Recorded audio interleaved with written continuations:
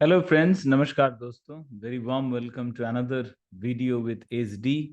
मैं हूं SD Shanando Das, a multi asset trading and investment specialist. ये जो वीडियो है, इस वीडियो में हम लोग डिस्कस करने वाले हैं a part of risk management के बारे में। When it comes to risk management, एक large percentage of the participants, market participants, वो सोचते हैं कि risk management is about stop loss. Like you place the stop loss always, you place it at the right place. Those are risk management.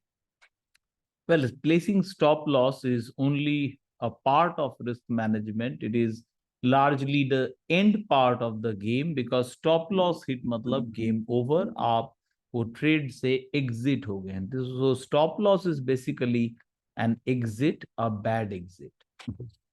Now risk management is way more than stop loss. Risk management हो सकता है कब आपको trade करना हो, कब ना करना हो। Risk management can be when you trade more, when you trade with lesser quantity. Risk management can be when you do high beta stocks, when you do low beta, negative beta stocks.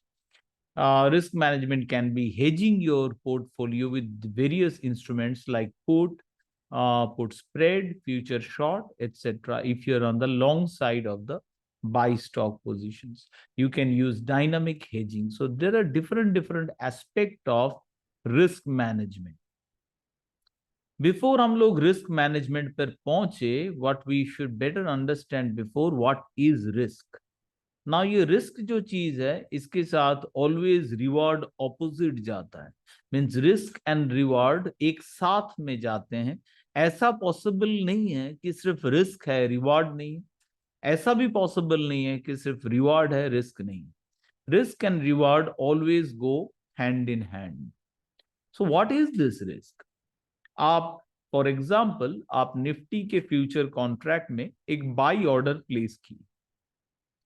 Now, Nifty, if it does not move at all, you do not make money, you do not lose money. If Nifty keeps on at the same level for the next 1 year, you neither make money, you neither lose money.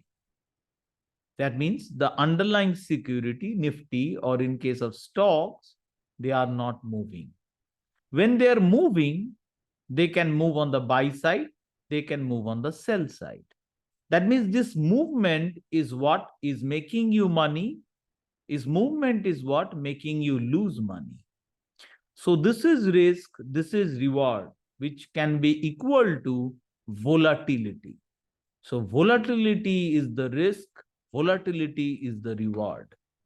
So volatility के बारे में ये video में हम लोग बात करने वाले हैं।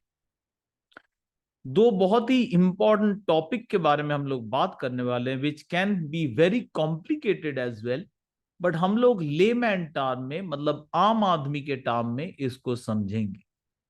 If you read more on the volatility, those who do FRM exam जो देते हैं, वो इनके बारे में जरूर पढ़ाई करते हैं, वोलेटिलिटी के बारे में।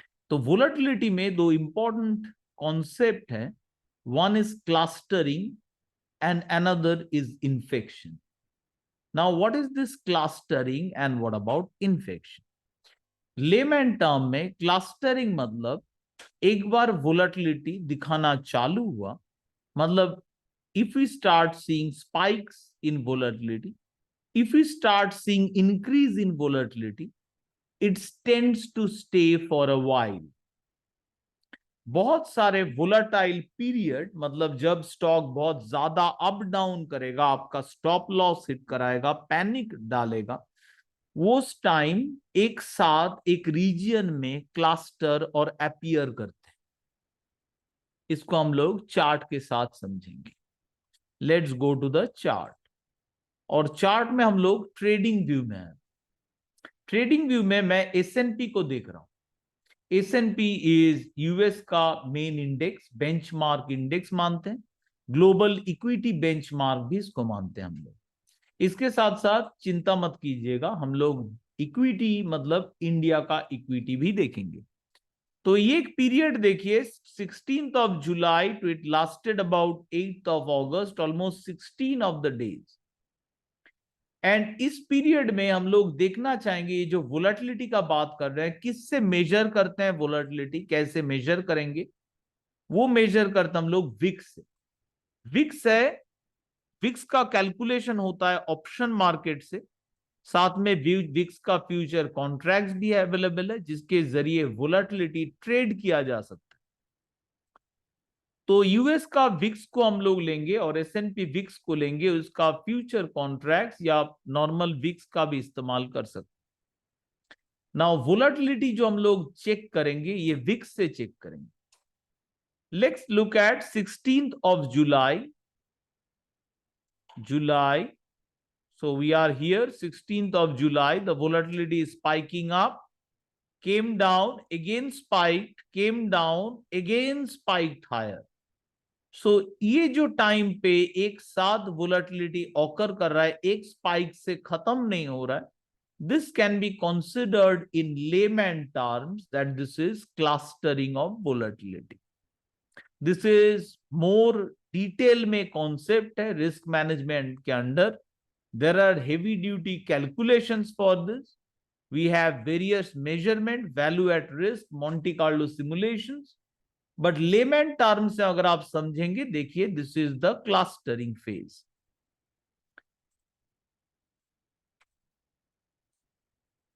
एक बार आपके सिस्टम के हिसाब से अगर वोलेटिलिटी अपीयर करना चालू हुआ, it usually stays for a while and you tend to see several of the spikes.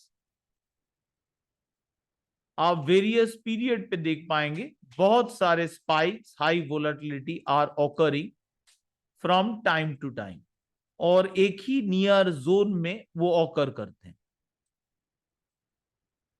तो ये जो बैक करके जाएंगे, लेटेस्ट जो वोलाटाइल पीरियड था 16th of July से it lasted till almost 5th of August and उसके बाद 6th August से डिक्लाइन चालू हुआ। Now let's look at the S&P 500 during this period, 15th or 16th of July से, you can see. And when did it bottom? Exactly 5th of August, 6th of August, volatility started going down and S&P 500 और stock indices में recovery चालू। तो अगर high volatility, इसका मतलब high volatility is not healthy for stocks. इस मामले में बहुत लोग इस्तेमाल करते हैं इंडिया विक्स का, बट मैं इंडिया विक्स के beyond US VIX and other VIX का जो मेजर्स है उसको इस्तेमाल करना पसंद करते। Now this is clustering. अब हम लोग समझेंगे इन्फेक्शन, जो और भी इंपॉर्टेंट कॉन्सेप्ट है।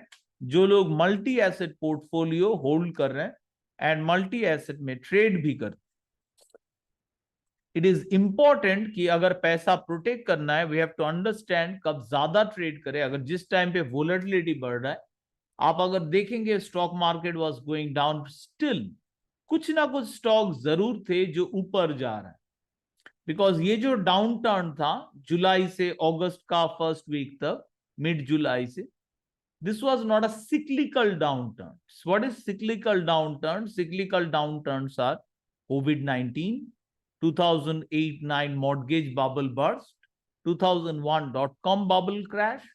So these are cyclical downturns. Cyclical downturn mein majority stocks will go down. You'll hardly find stocks which are going up.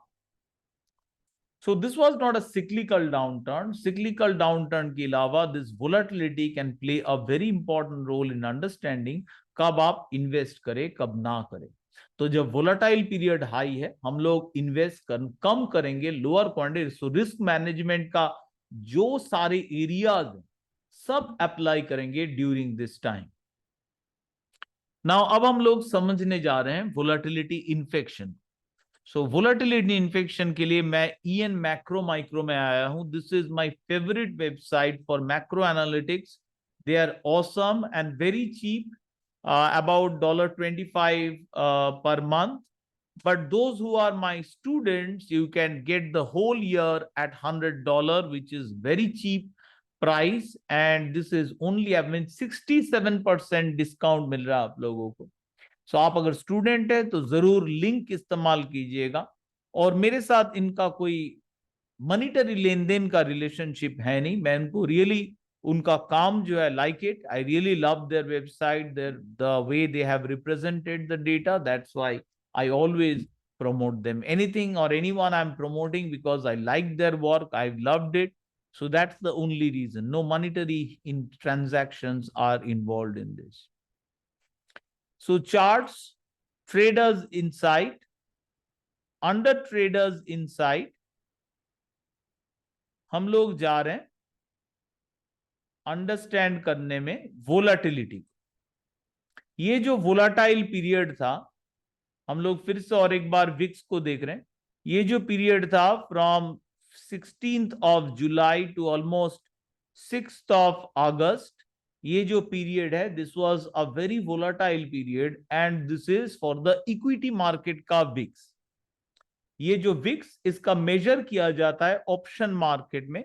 Option price को ब्लैक शोल्स फॉर्मूला है हम लोग के पास, सो बैक कैलकुलेट करके we can get the expected volatility and then drive to VIX. इसके साथ साथ विक्स का फ्यूचर कॉन्ट्रैक्ट भी अवेलेबल है, सो मार्केट ड्रिवन विक्स का एक प्राइस भी अवेलेबल है। तो दिस इज इक्विटी मार्केट का विक्स, मतलब equity market volatility during this period. Now in sorry, I've gone to wrong, not charts traders inside. I should go to markets, and markets ke under I'll go to volatility. So look at during this period, this is the volatility, CBOE volatility index. Similar time pe NASDAQ, I'll make this chart. Let's see if I can make it bigger. Let's make it 3 months. So 3 months में ये देखिए वोलाटाइलिटी जो ऊपर गया है एक साथ, Russell, US का stocks, Dow Jones, Nasdaq, S&P, all the volatility ऊपर गया है, means all the indices are getting affected. सिर्फ यही नहीं, हम लोग यूएस इंडिसेस का वोलाटिलिटी को देख रहे हैं, बट साथ में देखिए वोलाटिलिटी बढ़ चुका है जो इमर्जिंग मार्केट, ब्राजील, सब के लिए। इन एडिशन टू दैट, वही नहीं, यहां पे देखिए क्रूड ऑयल का वोलाटिलिटी उसी टाइम पे 15 जुलाई टू 7th ऑफ अगस्त, इस टाइम पे बढ़ा है क्रूड ऑयल का वोलाटिलिटी। सिमिलर टाइम पे बढ़ा है देखिए गोल्ड का वोलाटिलिटी, वही 16 जुलाई period. Next one is euro currency volatility, उसी टाइम पे स्पाइक कर रहा है। सो एक मार्केट का रिस्क, एक मार्केट का volatility gets spread across the other asset class. Similarly, जैसे equity market can volatility can influence the volatility of other markets, it can work vice versa. If bond market is highly volatile, it can infect the equity market as well. So this is volatility जब occur करता है, it not usually remains contained within मतलब एक asset class, it usually can spread across the asset class. So without understanding the volatility, अगर आप market को approach कर रहे हैं वोलेटिलिटी का डिफरेंट मेजर को, आप ठीक से रिस्क को समझ नहीं रहे and you are participating in the market. Little changes here and there, how you participate in the market, how you perceive the risk properly, can completely change your trading style and everything. So this is two important concept हम लोग discuss कर चुके हैं. One is volatility clustering, one is volatility infection. तो ये जो time period आने वाले हैं हमारे सामने, that is going to be very very volatile, और इसीलिए मैं लॉन्च किया हूं V2 risk master. This is the S&P 500. I'll go to indicators, invite only, SD Rainbow Wave V2. Under V2, I'll have to select the risk master and apply. So there are various measures of risk. Now this is, I have introduced market specific risk, overall market risk understand करने में this ऊपर का 7 measures are very helpful. I have included India specific risk. Risk elevate हो रहा है India में. Obviously we may see some zigzag, but overall थोड़ा काम है. Forward risk measure which is coming from volatility का स्ट्रक्चर, टर्म स्ट्रक्चर बोलते हैं. टर्म स्ट्रक्चर ऑफ वोलेटिलिटी से ये रीडिंग आ रहा है, जो हमें वार्निंग दे रहा है द आने वाले दिन में वोलेटिलिटी बढ़ सकता है. और उसका थोड़ा थोड़ा इफेक्ट ऑलरेडी हमें बाहर के इंडिसेस में, लाइक स्पेशली यूएस इंडिसेस में दिख रहा है. US indices are struggling. Nifty is in a range which we discuss that it can remain in a range as well. So ये जो रिस्क मास्टर है, ये बहुत ही हेल्पफुल होगा in understanding the market risk. जैसे let me bring the S&P 500. S&P 500 और निफ्टी के बीच में almost 80% correlation. Means if S&P going down, it is likely Nifty will struggle as well.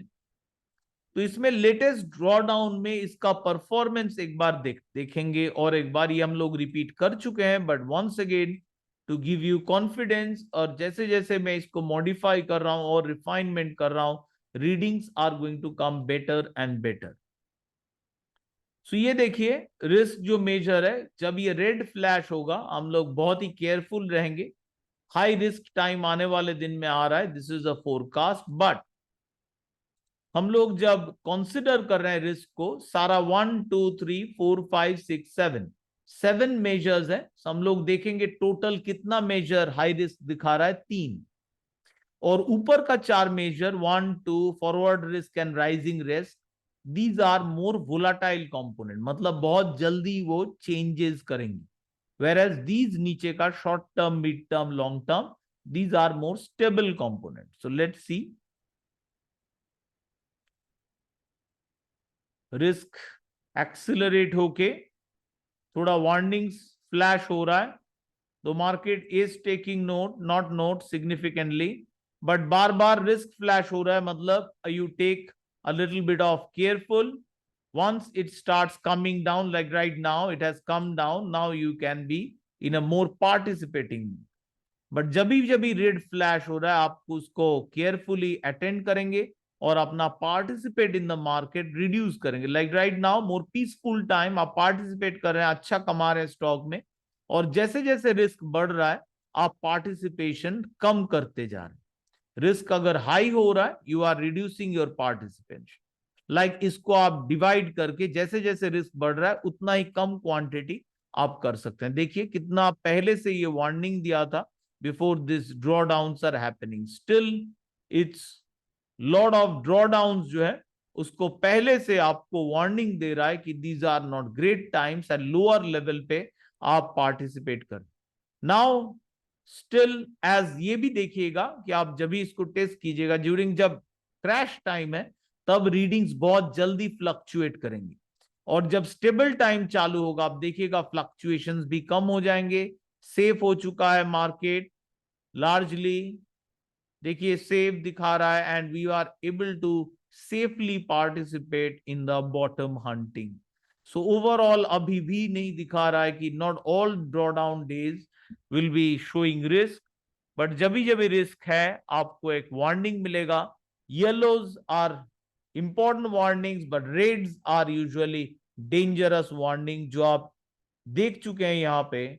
जब हम लोग बैक टेस्ट किए before this mega fall, there was flashing red in the equity risk drawdown meter, और जब वो फ्लैश कर रहा था you could have taken a safe side and participated in lower quantity, and जो रिस्क मैनेजमेंट वे है, तरीका है, आपको अप्लाई करना पड़ेगा.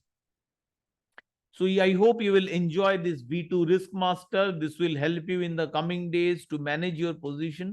I'll love it अगर आप इस्तेमाल करके मुझे फीडबैक देंगे कैसा लग रहा है कि V2 Risk Master. If everything is going well, I'll be very, very happy. So thank you so much everyone for watching this risk video. I hope ये वीडियो आपको पसंद आएगा. All the best from my side, and as always, happy trading.